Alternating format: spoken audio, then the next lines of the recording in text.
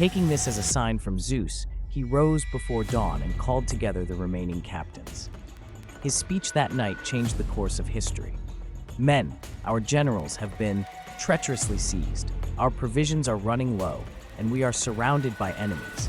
But we are Greeks, and we are free men. We have defeated the king in battle, and we can fight our way home. Let us elect new leaders and show these barbarians that the courage of Greece cannot be overcome by treachery. By sunrise, new commanders had been elected, with Xenophon among them. The army reorganized into a hollow square formation, with the baggage and non-combatants protected in the center. The strongest hoplites formed the front and rear faces of the square, while the flanks were composed of lighter troops able to respond quickly to attacks from any direction. The first major engagement of the retreat came at the Zaparas River, probably the modern Zab, where the Greeks needed to cross without bridges while under attack. The Persian forces, consisting primarily of cavalry and archers, harassed the Greek column continuously. Arrows rained down on the formation, causing casualties without the Greeks being able to strike back effectively. Xenophon devised a solution. He created a special unit of 200 Rhodian slingers whose lead bullets outranged the Persian bows. Supported by the remaining Cretan archers, these slingers provided covering fire while the army prepared to cross. The crossing itself was a masterpiece of tactical coordination. The Greeks formed a bridgehead on the far bank using their best hoplites. Engineers then constructed a bridge of lashed-together logs and high rafts. The square formation gradually compressed, maintaining its defensive integrity while units crossed in sequence. The Persians launched a major attack as the last units were crossing. Xenophon led a countercharge with the rearguard that drove back the Persian cavalry long enough for the remaining troops to cross. The Greeks then collapsed the bridge behind them, temporarily halting the pursuit. As the Greeks moved north into the mountains of Carduchia, modern Kurdistan, they faced a new type of warfare. The Kurdish tribes were expert mountaineers who used the terrain to deadly advantage.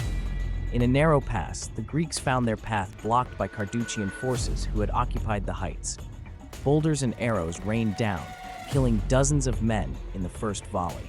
Xenophon divided the army's remaining gymnes, light troops, into 10 companies. These companies raced up different paths to flank the Kurdish positions. The Carduchians, expecting to face only the slow-moving hoplites, were surprised by the speed and aggression of the Greek light infantry. Fierce hand-to-hand fighting erupted along the ridgelines. The Greeks, adapting to mountain warfare, discarded their heavy shields when climbing and fought with spears and kopis short swords. By sunset, they had cleared the heights and secured passage for the main column. The cost was heavy, 150 Greeks killed and hundreds wounded, but the victory demonstrated their ability to adapt their tactics to new challenges.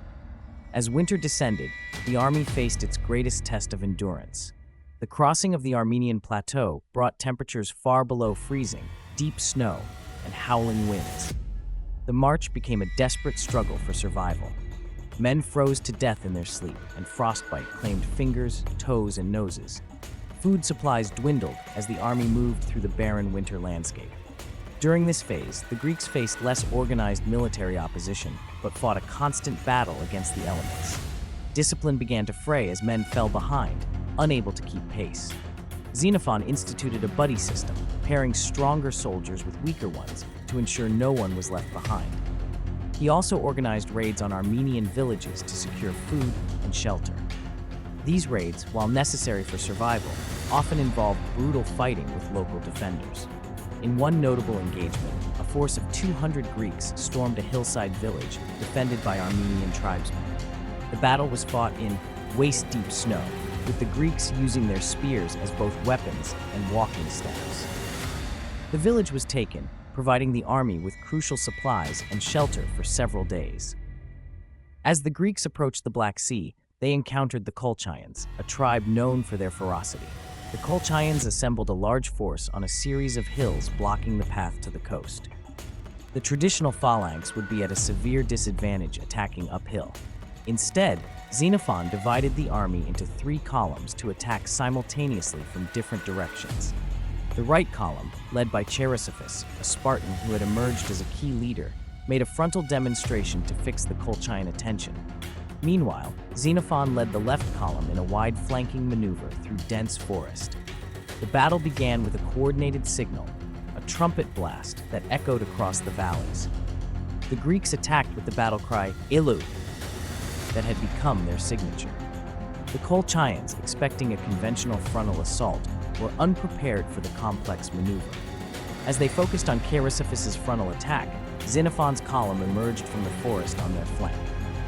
The third Greek column, led by Agasius of Stymphalus, struck from the opposite direction. Caught between three converging forces, the Colchians broke and fled. The Greeks pursued long enough to ensure the path was clear, then continued their march toward the sea. After months of continuous marching and fighting, the vanguard of the 10,000 finally crested a mountain called Thechus. The men in front suddenly began cheering. Those behind feared another attack until they heard the words being passed back through the column. Thalata! Thalata!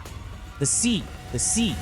The Black Sea meant safety, Greek colonies, and the possibility of ships to take them home. Men wept openly, embraced each other, and built a great stone monument to commemorate their achievement. Though they had reached the Black Sea, the Greeks still faced hostile forces.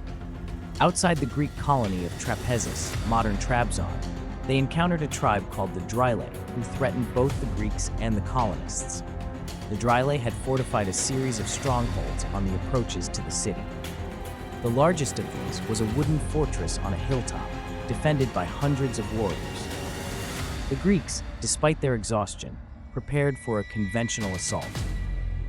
Hoplites formed a column to attack the main gate, while light troops provided covering fire with arrows and slings.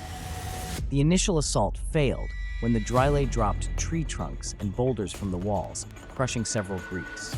Xenophon then ordered a new approach. While the main force maintained pressure on the front, a small team of volunteers would scale the wooden walls from the rear and set fire to the structure. Led by Eurylochus of Lucia, a group of 30 men circled behind the fortress. Using their daggers to create handholds, they climbed the wooden palisade and threw burning brands into the interior. The dry wood caught quickly, and soon the entire fortress was ablaze. The Dryle, trapped between fire and the Greek assault, fought desperately but were overwhelmed. By sunset, the fortress had fallen, and the path to Trapezus was clear. At Trapezus, the Greeks found temporary refuge, but not enough ships to transport all 10,000 men. They constructed a small fleet of fishing boats and began moving along the coast in stages, with part of the army traveling by sea and part by land. This phase of the journey involved numerous small engagements with coastal tribes. In one notable naval action, the Greeks used their improvised fleet to raid a Macedonian village that had harassed their land column. The Greeks had no experience in naval warfare, but they adapted quickly. Using their shields to protect against arrows, they rowed their small boats directly onto the beach and established a beachhead. The Macedonians, who had expected to face only the land column, were caught between two forces and retreated.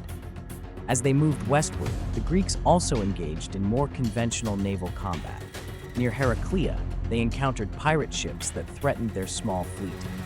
In the ensuing battle, the Greeks used their fishing boats to ram the pirate vessels, then boarded them in a brutal display of hand-to-hand combat.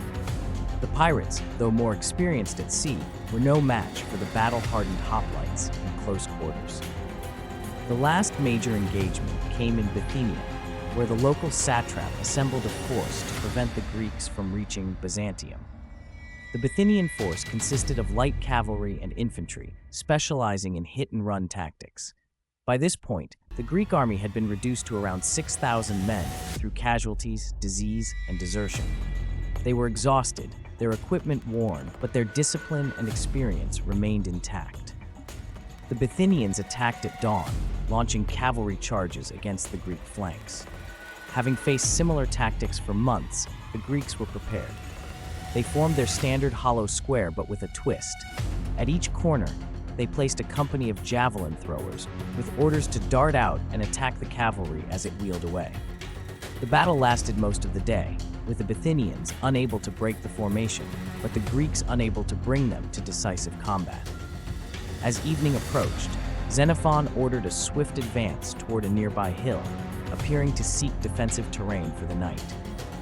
The Bithynians, believing the Greeks were retreating, pressed their attack more aggressively.